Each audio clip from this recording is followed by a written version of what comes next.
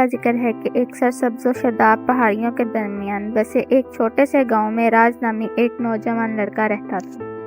راج اپنے تجسس اور فطرت سے محبت کے لیے جانا جاتا تھا۔ اس نے اپنے دن جنگلوں اور گھاس کے میدانوں کی کھوج میں گزارے، اپنے آس پاس کے عجائبات سے متوجہ ہوئے۔ ایک دھوپ والی صبح راج نے اپنے گھر کی اٹاری میں ایک پراسرار پرانی کتاب دریافت کی۔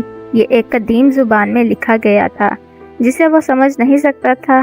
اپنے رازوں سے پردہ اٹھانے کے لیے پرعزم راج نے گاؤں کے بابا گرو سے مدد طلب کی۔ گرو جی، ایک عقل مند اور مہربان آدمی، نے کتاب کا جائزہ لیا اور انکشاف کیا کہ اس میں جنگل کے دل میں چھپے ایک جادوئی درخت کی کہانی ہے۔ لیجنڈ یہ ہے کہ اس درخت نے ان لوگوں کو ایک ہی خواہش دی جو اسے ڈھونڈ سکتے ہیں اور اس کے مقام کی حفاظت کرنے والی پہیلیوں کو حل کر سکتے ہیں۔ خواہش کرنے کے امکان سے پرجوش راج نے ایک سنسنی خیز مہم جوئی کا آغاز کیا۔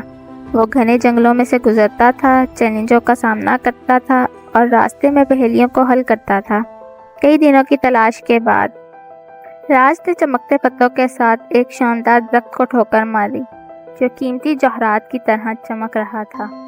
جیسے ہی وہ درخت کے قریب پہنچا، اس نے دھیمی آواز میں کہا، راج سے اپنی گہری خواہش ظاہر کرنے کو۔ راج نے صاف دل سے اپنے گاؤں کی بھلائی اور خوشحالی کی خواہش پائی۔